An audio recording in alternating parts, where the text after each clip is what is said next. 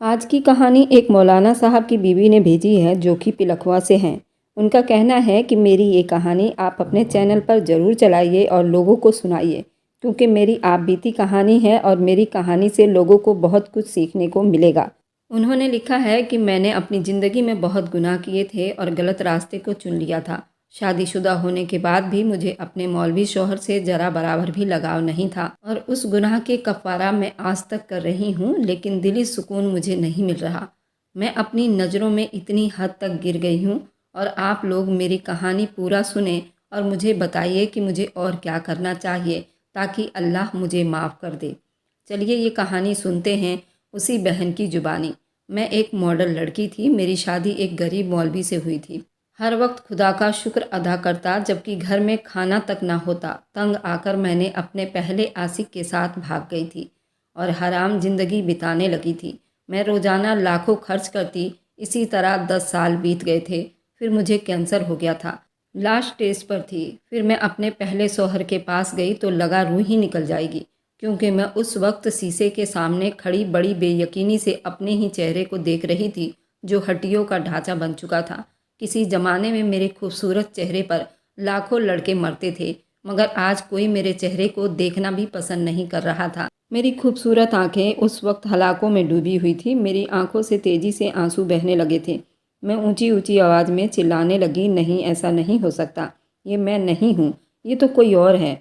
मैं तो बहुत खूबसूरत हूँ। मैं अभी भी हसीन और जमील हूँ। मैंने अपने बालों को दोनों हाथों में जकड़ लिए और ज़ोर ज़ोर से चीखने लगी। शायद बेबसी का एहसास हो रहा था। उसके साथ साथ इस बात का भी दुख था कि मैं भरी जवानी में ही एक खतरनाक बीमारी में पड़ी हुई थी। अचानक ही कमरे का दरवाज़ा खुला और हबीब मुस्कुराते हुए कमरे के अंदर दाखिल हुआ। मुझे देखकर उसकी मुस्कुराहट फ़ौरन ही गायब हो गई थी। उसके चेहरे पर गुस्सा सवार हो गया था। तुम अभी तक यहाँ पर क्या कर रही हो जमीला? उठो और निकलो मेरे घर में से, और ज़्यादा तुम्हारा बोझ बर्दाश्त नहीं कर सकता हूँ। ये तुम किस तरह की बातें कर रहे हो? मैं यहाँ से निकल गई तो कहाँ पर जाऊँगी? मत भूलो, कई सालों तक मैं तुम्हें खिलाती रही हूँ, और अब जब तुम्हारी बारी आई तो तुम मेरे साथ इस तरह का सलूक नहीं कर सकते। मैं जो दिल करेगा वह कर सकता हूँ, और जहाँ तक तुम्हारे खिलाने की बारी है तो मैंने ही तुम्हें इस मकाम तक पहुँचाया था। तब जाकर तुम पैसा कमाई थी। अब जल्दी से यहाँ से निकलने की तैयारी करो, मेरा दिमाग खराब मत करो। ये कहकर वह अलमारी में कोई चीज़ ढूंढने लगा। मुझे अंदाज़ा हो गया था उसका दिल मुझसे अब भर गया है और अब ये किसी तरह से मुझसे जान छुड़वाना चाहता है, पर मैं भी इतनी जल्दी से इसकी जान नहीं छोड़ सकती। एक लंबे वक्त तक मैं उस पर अपने कमाए हुए पैसे लुटाए थे। काफ़ी देर तक मैं उसे देखती रही। वह अपने लिए कोई कपड़ा पसंद कर रहा था। यकीनन आज फिर उसने किसी लड़की को मिलने के लिए जाना था। थोड़ी ही देर के बाद मैंने अपनी इज्जत और नफ्स साइड में रखी और उसके सामने जाकर खड़ी हो गई। मैंने उससे कहा, मुझ पर सिर्फ एक एहसान कर दो। अगर मैं तुम पर एहसान ना करूं तो तुम मेरा क्या बिगाड़ लोगी? उसने मेरी आंखों में देखते हुए कहा। मेरा बस नहीं चल रहा था कि मैं उस जलील इंसान का मुंह नोच डालूं, मगर बेबस थी। बहुत मुश्किल से मैंने अपने अंदर उठते हुए गुस्से पर काबू पाया। जैसे जैसे मेरा कैंसर बढ़ता जा रहा था, वैसे वैसे मेरे गुस्से में भी इजाफा होता जा रहा था। मैंने उसे कहा कि मैं तुम्हारा कुछ भी नहीं बिगाड़ सकती, और इस बात का दुख मुझे सारी ज़िंदगी रहेगा। तुम सिर्फ एक छोटा सा काम कर दो, मुझे मेरे पहले शौहर के घर के सामने छोड़ दो। फिर उसके बाद मैं तुम्हारी ज़िंदगी से हमेशा हमेशा के लिए निकल जाऊंगी। कभी भी तुम्हारी तरफ पलट कर नहीं देखूंगी। मेरी बात सुनकर वह ऊंची ऊंची आवाज़ में हंसने लगा। उसे इस तरह हंसता देखकर मुझे यूं महसूस हुआ जैसे उसकी दिमागी हालत ख़राब हो गई हो। मैंने तुम्हें कोई जोक नहीं सुनाया, बल्कि सिर्फ और सिर्फ तुमसे एक छोटी सी मदद करने के लिए कहा है। मुझे तो इस बात पर हंसी आ रही है, तुम अपने शौहर के पास वापस जाने के बारे में सोच रही हो जमीला। ये सोच तुम्हारे दिमाग में कैसे आ गई? तुम्हें क्या लगता है कि तुम उसके पास जाओगी, उससे माफ़ी मांगोगी, वह तुम्हें माफ़ कर देगा? बिल्कुल भी नहीं। वह तुम्हारे चेहरे की तरफ देखना भी पसंद नहीं करेगा। ये तुम्हारा मामला नहीं, ये मेरा मामला है। मैं खुद ही सब कुछ देख लूँगी। तुम सिर्फ और सिर्फ मुझे उसके घर के सामने छोड़ दो। मुझ पर यह एहसान कर दो, लेकिन तुम्हें उसकी एक छोटी सी कीमत चुकानी पड़ेगी। जब मैंने उसके नज़रों की तरफ देखा तो उसकी नज़रें मेरे गले में पहने हुए सोने की चैन पर पड़ी। मैंने एक गहरी सांस ली और खामोशी से उस चैन को उतार कर उसे दे दिया। फिलहाल उसकी बात मानने के अलावा मेरे पास कोई चारा नहीं था। वह खिलखिलाकर हंसने लगा और कहने लगा, वाकई मुझे तुम्हारे साथ ज़िंदगी गुजार कर बहुत ही मज़ा आया। पिछले 10 साल मेरी ज़िंदगी के सबसे खूबसूरत साल थे। मेरे ऊपर तुमने बहुत बड़ा एहसान किया, चलो उसका बदला भी मैं चुका दूंगा। मैं रोज़ तुम्हारी कब्र पर जाकर फातिहा पढ़ा करूंगा। वैसे भी तुम्हें मरने के बाद इन सब चीज़ों की ज़्यादा ज़रूरत होगी। ये कहकर दोबारा से हंसने लगा। मैंने उसे कहा कि इतना ज़्यादा घमंड करने की ज़रूरत नहीं, क्या पता तुम्हारी मौत मुझसे पहले हो। मैं और ज़्यादा कुछ कहती उसने मेरा मुंह दबोच लिया। ऊंची ऊंची आवाज़ में चिल्लाते हुए कहने लगा, खबरदार, जो तुमने मेरे सामने मेरे मरने का नाम लिया, मैं अभी नहीं मरूंगा। अभी मुझे लंबी ज़िंदगी बितानी है। अब हंसने की बारी मेरी थी। मैंने उसे कहा कि किसी ज़माने में मैं भी ऐसा ही सोचा करती थी, एक लंबी ज़िंदगी जीऊँगी और बूढ़ी होकर मरूंगी। लेकिन देखो ना मेरे साथ क्या हुआ। एक ऐसी बीमारी में पड़ गई हूँ जिसका इलाज भी मुमकिन नहीं। ये कहकर मैं दोबारा से आंसू बहाने लगी। चलो अब ज़्यादा मनहूसियत फैलाने की ज़रूरत नहीं। मैं तुम्हारे शौहर के घर के सामने छोड़ देता हूँ। क्या तुम्हें उसके घर का पता मालूम है? मैंने तेज़ी से हाँ में सिर हिला दिया। कुछ दिन पहले ही मेरी अपनी एक दोस्त से बात हुई थी। मैंने उससे कहकर ही अपने शौहर का पता निकलवाया था। लेकिन जब से उसने मुझे पता बताया था, तब से उसने मेरे साथ बातचीत भी ख़त्म कर दी। दोबारा मैंने उससे बात करने की कोशिश की तो उसने मेरा नंबर ही ब्लॉक कर दिया है। कुछ दिन पहले फिर से उसका नंबर डायल किया था। शायद उसने अपना नंबर बदल लिया है। उसकी क्या वजह है मुझे पता नहीं। मैं चुप से उसके गाड़ी में जाकर बैठ गई। वह गाड़ी मैंने उसे पिछले साल अपनी मेहनत की कमाई से उसके नाम पर निकलवाई थी और उसे गिफ्ट किया था। अगर वह सारे पैसे उस पर खराब ना करती, अपने लिए बचा कर रख लेती, तो आज मैं उसकी मोहताज ना होती। इतने गौर से मेरी गाड़ी को मत देखो, कहीं ऐसा ना हो कि तुम्हारी नज़र इसे भी खा जाए। मैंने खा जाने वाली निगाहों से हबीब के तरफ देखा, जो बिल्कुल खबीस की तरह हंस रहा था। मैंने उसे कहा कि ज़्यादा लड़कियों के चक्कर में मत फंसो, दीन के तरफ भी ध्यान दो। जमीला, मैं तुम्हारी दिमागी हालत समझ सकता हूँ।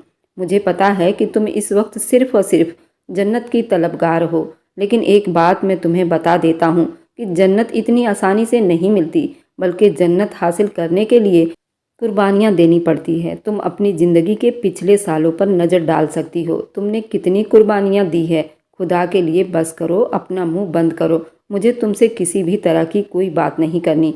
हबीब की बातें मुझे बेहद ज़्यादा परेशान कर रही थी और मेरे दिल में डर बढ़ा रहा था। मैंने उसके सामने हाथ जोड़ दिए, उसे खामोश रहने को कहा। मुझे वैसे भी तुमसे बात करने का शौक़ नहीं, तुम खुद ही मुझसे बात करती हो। अब उसने अपना ध्यान गाड़ी की तरफ डाल दिया। थोड़ी ही देर के बाद मैं एक बहुत बड़े घर के सामने जाकर ठहर गई। कुछ पल तक तो मैं उस घर को देखती रही। मुझे अभी तक यकीन नहीं हो रहा था कि मेरे शौहर का घर है। हबीब ने मुझसे पूछा, क्या सच में ये वही मौलवी का घर है? यकीन तो मुझे भी नहीं हो रहा है। ये उस गरीब मौलवी का घर है। रुको, मुझे यहाँ पर किसी से पूछने दो। ये कहकर वह जल्दी से गाड़ी से उतर गया। जब उसने चौकीदार से पूछा तो चौकीदार ने उसके शक को दूर किया और उसका मुंह हैरानी से खुला का खुला रह गया। हबीब मुझसे कहने लगा कि अभी अगर तुम्हारे शौहर ने तुम्हें कबूल कर लिया तो फिर तुम्हारी लॉटरी निकल आएगी। लेकिन मेरी दुआ यही है कि वह तुम्हें कबूल ना करे और तुम्हें कुत्ते की मौत मरने के लिए छोड़ दे। उसने इतने बुरे अल्फाज अदा किए थे और मैं ये सोच कर पछता रही थी कि उससे तो अच्छा था मैं अपने शौहर के गरीब मौलवी के पास ही ठहर जाती। कम से कम मेरे साथ ये सब कुछ तो ना हुआ होता। मुझे वहाँ पर छोड़कर वह तेज़ी से गाड़ी भगाकर ले गया। चौकीदार ने मुझे देखा तो वह जल्दी से भागता हुआ मेरे पास आया।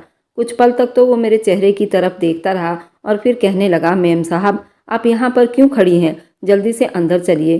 चौकीदार की बात सुनकर मुझे लगा कि मेरे कदमों के नीचे से ज़मीन निकल गई है। या तो वो मुझे कुछ और ही समझ रहा था या फिर सच में वो मुझे जानता था। मेरे हल्क में आंसुओं का गोला अटक गया। मुझ में इतनी हिम्मत नहीं थी कि मैं उससे पूछ सकूं कि तुम मुझे कैसे जानते हो। उस वक्त मैंने अपने दिल में एक खुशफहमी पाली थी। मुझे डर था अगर मैंने उससे पूछा और मेरी खुशफहमी दूर हो गई तो मेरे दिल को बहुत तकलीफ पहुंचेगी। मैंने उसे कहा कि मैं तुम्हारे साहब से मिलने के लिए आई हूँ। चौकीदार के चेहरे पर मुस्कुराहट फैल गई। वह कहने लगा, जी मैं बहुत अच्छी तरह से जानता हूँ। साहब ने मुझे कहा था कि आप जब भी इस घर में आएँ तो मैं आपको बहुत इज्जत के साथ अंदर ले आऊँ। मैंने चौकीदार से पूछा कि तुम मुझे कैसे जानते हो? वो मेरी बात सुनकर उसके चेहरे पर काफ़ी हल्की सी मुस्कुराहट आई और हंसते हुए कहने लगा, अरे मेम साहब जी, आपको कौन नहीं जानता। चलिए बाकी जानकारी आप अंदर साहब से जाकर ले लीजिए। अगर सारी बात यहीं पर हो गई तो आपका सारा मज़ा ख़राब हो जाएगा। ये कहकर उसने घर के अंदर भेज दिया। मैं हैरान परेशान उसके घर के अंदर दाखिल हो गई। वह घर मेरी सोच से भी ज़्यादा खूबसूरत और हसीन था। इस तरह का घर मैंने हमेशा ही ख्वाबों में देखा था। मैंने पूरी ज़िंदगी मेहनत की थी, तब भी मैं कभी इस तरह का घर बनाने में कामयाब ना हो सकी जो घर मेरे शौहर ने 10 सालों में ही बना लिया था। उस वक्त मुझे एक बात का एहसास हुआ कि मैं अभी भी अपने शौहर की बीवी हूँ। जब मैं उसे छोड़कर गई थी तब मैंने उसे तलाक नहीं दी थी। ये बात सोचकर मुझे बहुत खुशी हो रही थी, मगर दूसरे ही पल जब मेरे दिमाग में अपने बॉयफ्रेंड का ख्याल आया तो मेरी सारी खुशी खाक में मिल गई थी। अचानक ही एक नौकरानी वहाँ पर चली आई। मुस्कुराते हुए कहने लगी, मेम साहब आप यहाँ पर क्यों खड़ी हैं? जल्दी से अंदर चलिए, मैं बैठक में जाकर साहब को खुशखबरी सुना देती हूँ। उसने इज्जत के साथ मुझे बैठक में जाने के लिए कहा। मैं छोटे छोटे कदम उठाती बैठक में चलती गई। मुझे बहुत ज़्यादा रोना आ रहा था। दिल कर रहा था दहाड़े मार मार कर रोऊं। जिस आदमी की इज्जत को मैंने खाक में मिलाया था, आज इतने साल बीत जाने के बाद भी उसके घर में मुझे इतनी इज्जत दी जा रही थी। मैं सच में ही एक बहुत बुरी गंदी औरत साबित हो रही थी, जो ना तो एक अच्छी बीवी बन सकी, ना ही एक अच्छी माँ बन सकी और ना ही एक अच्छी बेटी बन सकी थी। मैं जिंदगी के हर मुकाम पर नाकाम हो गई थी। मुझे सबसे ज़्यादा दुख इस बात का हो रहा था कि मैं अल्लाह की अच्छी बंदी नहीं बन सकी थी। मैंने हमेशा ही अल्लाह ताला की हुदूद को तोड़ा था, हमेशा ही ऐसे काम किए थे जिसे मुझे मना किया गया था। इस सब में कभी कभार तो मुझे लगता था कि ज़्यादातर किरदार मेरे करीब मौजूद लोगों का ही है, जिन्हें मैंने अपनी मर्जी से अपनी ज़िंदगी में शामिल किया था। मम्मी हमेशा ही मुझे इस बात के लिए नसीहत करती थी कि लोगों का चुनाव बहुत ही अक्लमंदी और समझदारी से करना चाहिए। ऐसे लोगों को अपने आसपास रखना चाहिए जो लोग आपकी कदर करना जानते हों, जो लोग आपको इज्जत देना जानते हों, और सबसे बड़ी अहम बात यह है कि जो आपके दीन की हिफाजत करना जानते हो। तब माँ की बातों को मैं सीरियस नहीं लेती थी, लेकिन अब माँ की बातें मुझे बहुत ज़्यादा याद आ रही थी। अचानक ही मुझे दरवाज़ा खोलने की आवाज़ सुनाई दी। मैं अपनी जगह पर उठकर खड़ी हुई। मुझ में इतनी हिम्मत नहीं थी कि मैं पलट कर देख सकूं। कदमों की आवाज़ सुनाई दी तो मेरे दिल की धड़कनें भी तेज हो गई। वो मेरे सामने आकर खड़ा हो गया। वह बहुत ज़्यादा बदल गया था, मगर उसकी आंखों में आज भी वैसे ही चमक थी। उसके कंधे भी इज्जत के समान झुके हुए थे और फिर उसने जो बात कही वो सुनकर मुझे लगा मेरे कदमों के नीचे से ज़मीन निकल जाएगी। मैं सोच भी नहीं सकती थी कि वह अभी भी मुझे उस गरीब मौलवी से शादी नहीं करनी। आपको बता रही हूँ ना, मैं घर से भाग जाऊंगी, लेकिन अपनी ज़िंदगी उस इंसान की वजह से ख़राब नहीं करूंगी। माँ के सामने बैठी जिद कर रही थी। मैंने हमेशा ही एक अमीर आदमी के साथ ज़िंदगी गुजारने के सपने देखे थे, जबकि मैं बहुत ज़्यादा खूबसूरत थी और मैं ये सोचती थी कि मेरे लिए महल के शहजादों का रिश्ता आएगा। बकवास बंद करो, ये तुम्हारे अब्बा का फैसला है और तुम अपने अब्बा को अच्छी तरह से जानती हो कि वह एक बार किसी बात को कह देते हैं फिर उस बात से नहीं मुकरते। उसके अलावा वह उन लोगों को भी जुबान दे चुके हैं। अम्मी की बात सुनकर मैं रोने लगी। मैंने उन्हें कहा, क्या अम्मी, मेरे साथ आप इतनी बड़ी जाति कैसे कर सकती हैं? बेटी, मैं तुम्हारे साथ किसी तरह की भी कोई जाति नहीं कर रही, बल्कि तुम पर तो एक बहुत बड़ा एहसान कर रही हूँ। क्या तुम नहीं जानती कि तुम्हारी आखिरत संवर जाएगी? मैंने माँ के सामने हाथ जोड़े। उन्हें कहा कि फ़िलहाल तो इस दुनिया में ज़िंदगी गुजारने के लिए मुझे एक मजबूत सहारे की तलाश है। आखिरत के बारे में उस वक्त सोचूंगी जब मैं मर जाऊंगी। मैंने माँ से बहुत बदतमीजी दिखाई थी। अगले ही दिन मौलवी 2-3 लोगों को अपने साथ लेकर आ गया। माँ तेजी से कमरे में आई, मुझसे कहने लगी, जल्दी से तैयार हो जाओ, तुम्हारा निकाह है। माँ ने तो मुझे अपने बॉयफ्रेंड से बात करने का मौका तक नहीं दिया था और ना ही मुझे घर से भागने का मौका दिया था। मैं बड़ी बेयकीनी से अपनी बहन के चेहरे की तरफ देखने लगी, जो हैरानी से मेरे ही तरफ देख रही थी। वो भी इस तरह जल्दी निकाह करने के हक में बिल्कुल भी नहीं थी, लेकिन माँ के सामने हम दोनों कुछ भी नहीं बोल सकती थीं। रोती पीटती मेरा उस आदमी के साथ निकाह हो ही गया, जिसको मैं देखना भी पसंद नहीं करती थी। मुझे ये था कि सिर्फ निकाह होगा, कुछ दिनों के बाद मेरी विदाई होगी। उस वक्त मेरे कदमों के नीचे से ज़मीन ही निकल गई जब माँ ने मुझे कहा, तुम अपने शौहर का बहुत ख्याल रखना, उसके सारे काम उसके कहने से पहले पूरा कर देना। मैंने हैरानी से माँ की तरफ देखा, उनसे पूछा कि इस बात का क्या मतलब है? क्या मेरी विदाई भी हो रही है? हाँ, तो अब सारी ज़िंदगी तुम्हें अपने सर पर तो नहीं बिठा सकती ना, विदाई तो करनी है। जहाँ पर निकाह हो गया वहाँ विदाई करने में कोई हर्ज नहीं है। मेरी बात का जवाब माँ के बजाय मेरे अब्बू ने दिया था। जब मैं वहाँ से जाने लगी तो माँ ने मेरे कानों में धीरे से एक बात कही थी, जिसे सुनकर मैं बहुत ज़्यादा डर गई थी।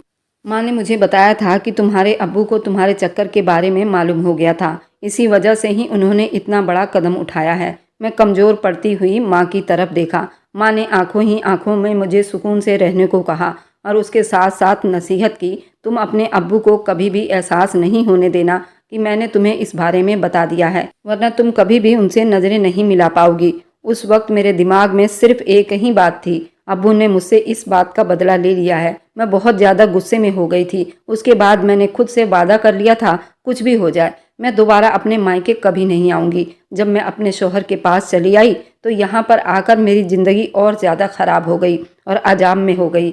मेरा शौहर उठते बैठते अल्लाह का शुक्र अदा करता था, लेकिन उसके पास ना तो खाने के लिए कुछ होता था और ना ही पहनने के लिए कोई अच्छे क्वालिटी के कपड़े थे। एक दिन मैंने उनसे तंग आकर पूछा कि तुम किस चीज़ पर इतना ज़्यादा अल्लाह का शुक्रिया अदा करते रहते हो। मेरी बात सुनकर वो मुस्कुराने लगा और कहने लगा, अल्लाह ताला ने मुझे सेहतमंद रखा हुआ है, इस बात का शुक्रिया अदा करता हूँ, और रहने के लिए छत भी दी हुई है, उस पर शुक्रिया अदा करता हूँ। ये तो बहुत छोटी सी चीज़ें हैं, उसके अलावा भी अल्लाह ताला का शुक्रिया अदा करने के लिए बहुत कुछ है। शौहर की बातें सुनकर मैंने अपना सर दोनों हाथों में गिरा लिया था। एक दिन मैंने उनसे कहा कि खाने के लिए घर में कुछ भी नहीं है। वो मुझसे कहने लगा, किचन में डबल रोटी रखी हुई है, वे खा लो और शुक्रिया अदा करो। मैंने उनसे कहा कि वे सूख चुकी है। कुछ पल के लिए वे चुप हो गया और फिर मुझसे कहने लगा, फिलहाल उससे गुजारा करो, फिर तुम्हारे लिए खाने को कुछ ले आऊँगा। शाम तक मैं उसका इंतज़ार करती रही। फिर शाम के वक्त उसने मेरे लिए 2 रोटियां लेकर आया। मैं उसके सामने बैठी खाना खा रही थी, जबकि वो खामोशी से साइड में बैठा हुआ था। मुझे पता था उसने अभी तक खाना नहीं खाया होगा। ना चाहते हुए भी मैंने एक रोटी उसके तरफ बढ़ा दी थी। मेरा पेट पूरी तरह से नहीं भरा हुआ था। सोने पर सुहागा की मेरे मोहल्ले में एक ऐसी लड़की आ गई थी जो बहुत ज़्यादा अमीर थी। हर दिन ही उसके घर से अलग अलग पकवानों की खुशबू आती रहती। मेरा दिल भी बहुत ज़्यादा ललचाता था। लड़की मेरे घर के हालत के बारे में अच्छी तरह से जानती थी, मगर मजाल था जो उसने कभी मेरी मदद करने की कोशिश की हो। एक दिन वो मेरे घर आई। उसने हाथ में एक ट्रे रखी हुई थी जिसमें खीर थी। मैंने उसे देखा तो कुछ पल के लिए देखती रह गई थी। वैसे तो मैं हमेशा उसे दूर से ही देखा करती थी, आज मेरे सामने पहली बार इतने करीब आई थी। वह लड़की मेरी सोच से भी ज़्यादा खूबसूरत थी। उसका रंग सफ़ेद था। उसने बहुत ही कीमती कपड़ा पहना हुआ था। उस वक्त मुझे किसी फिल्म की हीरोइन की तरह लग रही थी। वह भी मुझे देखकर हैरान रह गई। उसने मुझसे कहा, क्या तुमसे बात कर सकती हूँ? मैंने तेज़ी से हाँ में सिर हिलाया और जल्दी से कमरे में ले जाकर उसके साथ बैठ गई। बातें करने लगी। वो मुझसे कहने लगी, मैंने तुम्हें पहले कहीं देखा हुआ है। मुझे पता चला कि वो मेरे अब्बू की फ्रेंड की कज़न की बेटी है। अब मैं बहुत ज़्यादा डर गई थी। उसने मुझे तसल्ली दी और कहा कि तुम्हें डरने की ज़रूरत नहीं है, तुम तो इतनी खूबसूरत हो, फिर तुम इस गरीब घर में क्या कर रही हो? अभी तो तुम्हारी एक लंबी ज़िंदगी पड़ी हुई है। तुम्हें तो मॉडलिंग में भी काम मिल सकता है। उसके अलावा तुम बहुत सारे सोशल मीडिया में भी काम कर सकती हो। वैसे भी हबीब ने भी ये काम शुरू कर दिया है। मुझे यकीन है वह तुम्हारी मदद ज़रूर कर देगा। मैंने उसकी तरफ देखा और उसे कहा कि मेरे पास हबीब का नंबर डिलीट हो गया है। वह मुस्कुराने लगी और कहने लगी, कोई बात नहीं, रुको, मैं अभी तुम्हारी बात हबीब से करवा देती हूँ। उसने मेरे सामने ही हबीब का नंबर डायल किया और यूँ मेरी हबीब से बात हो गई। जब मैंने उसे अपने ऊपर बीतने वाली सारी कहानी सुनाई तो वह भी ज़्यादा दुखी हुई और फिर उसने मुझसे कहा कि तुम अपने शौहर को छोड़ दो और मेरे पास चली आओ। मैं तुम्हें अय्यासी भरी ज़िंदगी दूंगा। हबीब और उसकी ये वाली कज़न मुझे पहले भी इस बात का सलाह दे चुके थे। मैं बहुत ज़्यादा खूबसूरत हूँ और फिगर भी मेरा बहुत कमाल का है, तो तुम मॉडलिंग में काम कर लो। लेकिन तब मैं उनकी बातों को नज़रअंदाज कर दिया करती थी। तब मुझे खुद ये चीज़ें अच्छी नहीं लगा करती थी, लेकिन अब गरीबी की वजह से मैं इतनी ज़्यादा तंग आ गई थी कि मुझे उनके सलाह ठीक लगने लगे थे और यूँ मेरी हबीब से दोबारा से बातचीत होनी शुरू हो गई थी। उसका नंबर मुझे उसकी कज़न ने दिया था। मैं अपने शौहर से बिल्कुल अलग हो गई थी। अब मैं उसके सामने खाने का भी कोई रोना नहीं रोती थी, क्योंकि खाना मेरे लिए हबीब के कज़न के घर से आ जाता था। मेरा शौहर मुझसे एक दिन कहने लगा कि बहुत जल्द ही हमारे घर के हालात बदलने वाले हैं, तब मैं तुम्हारी सारी ख्वाहिश पूरी कर दूंगा और दुनिया की हर चीज़ तुम्हारे कदमों में बिछा दूंगा। और बहुत ही मोहब्बत से मेरे चेहरे की तरफ देख रहा था और ये शब्द अदा कर रहा था। मैंने नफ़रत से उसके तरफ देखा और उससे कहा कि अब मुझे तुम्हारी चीज़ों की ज़रूरत नहीं पड़ेगी। उसके चेहरे पर एक ऐसा साया लहराया कि उसकी मुस्कुराहट भी गायब हो गई। मुझे इस तरह के लोग बिल्कुल भी पसंद नहीं थे। कुछ दिन पहले ही मुझे मोहल्ले की एक औरत से मालूम हुआ था कि मौलवी 1 साल पहले ही यहाँ पर आया था। उसने मुझे मौलवी के बीते हुए दिन के बारे में बताने की कोशिश की, लेकिन मैंने उसकी बात नहीं सुनी और उससे कह दिया कि बुआ मुझे उसकी बात में ज़रा भी दिलचस्पी नहीं। बुआ बहुत हैरान हुई। वो मेरे चेहरे की तरफ देखने लगी और कहने लगी, अरे ये कैसी बातें कर रही हो? अगर तुझे अपने शौहर में दिलचस्पी नहीं है तो किस आदमी में दिलचस्पी है? उसकी बात सुनकर मेरे दिमाग में एकदम से हबीब का चेहरा घूमने लगा, मगर उनके सामने मैं हबीब का जिक्र करके पूरे मोहल्ले में खुद को बदनाम नहीं कर सकती थी। दूसरी तरफ मम्मी भी बराबर जिद कर रही थी कि मैं उनके घर का चक्कर लगा लूं। असल में मम्मी को मेरे घर के हालात के बारे में पता चल गया था। वो मेरे लिए बहुत ज़्यादा परेशान थी, मगर मैंने भी खुद से एक वादा कर लिया था कि कुछ भी हो जाए मुड़कर उनके पास नहीं जाऊंगी। और फिर यूं एक दिन मैं हबीब के साथ भाग गई। उस दिन मैं बहुत ज़्यादा डरी हुई थी। मेरा मकसद हबीब से शादी करना था। मैंने जब हबीब से शादी की बात की तो वो कहने लगा, अरे शादी की क्या ज़रूरत है, हम यूं ही सारी ज़िंदगी एक साथ रहेंगे। मैंने हैरानी से उसके चेहरे की तरफ देखा तो मुझसे कहने लगा, ये मॉडर्न ज़माना है, तुम अभी तक पुरानी औरतों की तरह शादी का नाम मत लो।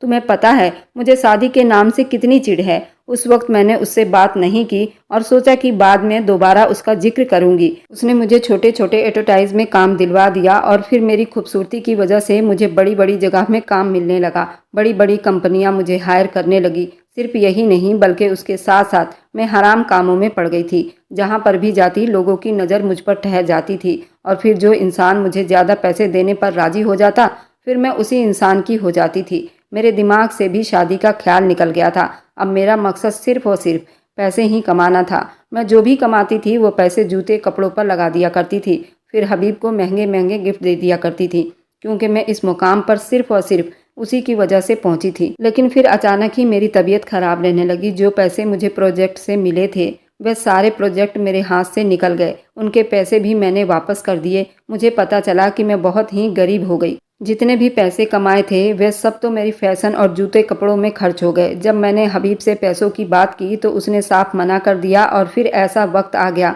मेरे पास चेकअप करवाने के लिए मुझे एक सरकारी हॉस्पिटल में जाना पड़ा, जहां से मुझे पता चला कि मैं कैंसर जैसी भारी बीमारी में पड़ चुकी हूँ। ये बीमारी आखिरी स्टेज पर है। तब मौलवी साहब कहने लगे, तुम्हें पता है मैंने एक लंबे साल तक तुम्हारा इंतजार किया। मौलवी की बात सुनकर मुझे यकीन नहीं हुआ।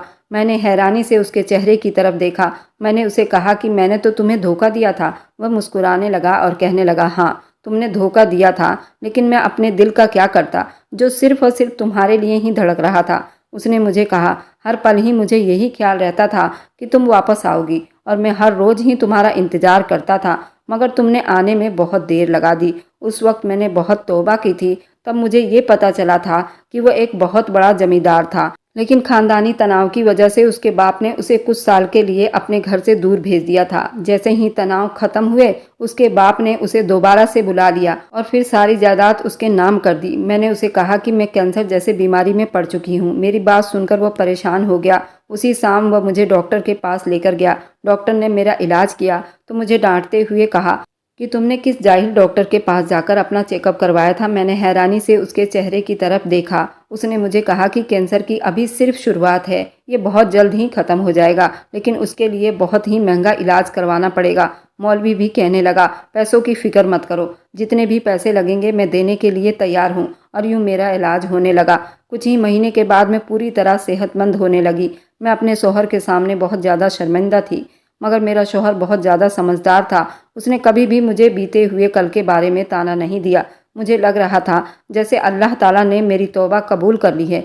उसके बाद मैंने अपनी सारी ज़िंदगी अल्लाह ताला के हिदायत के हिसाब से बिताने लगी और उसके बाद मुझे पता चल गया था कि बरकत सिर्फ हलाल की कमाई में ही है। तब मुझे एक बात की समझ आ गई थी, यह हकीकत है, हिदायत उन्हीं लोगों को मिलती है जो हिदायत पाना चाहते हैं। और मैं अपने शौहर के साथ अपनी ज़िंदगी दोबारा से बिताना शुरू कर दिया था और हर रोज़ मैं अल्लाह के बारगाह में दुआ करती थी, अल्लाह मेरे गुनाहों को माफ़ कर दो। मेरा शौहर तो जन्नती ही है। ऐसे जन्नती इंसान दुनिया में कम ही लोग होते हैं जो अपनी बीवी को इतनी हद तक इज्जत देते हैं और मोहब्बत देते हैं। अगर मैं ये कहूँ कि मेरे शौहर इंसान ही नहीं, वह तो कोई जन्नत से भेजा गया फरिश्ता है, तो ये भी झूठ ना होगा। और मैं अपने किए गए गुनाहों से इतनी शर्मिंदा हूँ कि मैं बता नहीं सकती। अगर आपको आज की कहानी पसंद आई है तो वीडियो को ज़रूर लाइक कीजिएगा और अपने दोस्तों के साथ शेयर भी कीजिएगा। और हाँ, अगर आपने अभी तक हमारे चैनल को सब्सक्राइब नहीं किया है तो ज़रूर सब्सक्राइब कर लीजिए। मिलते हैं हम अपनी कल की एक और नई दिलचस्प कहानी के साथ। मुझ पर सदा अपना प्यार और स्नेह बनाए रखें।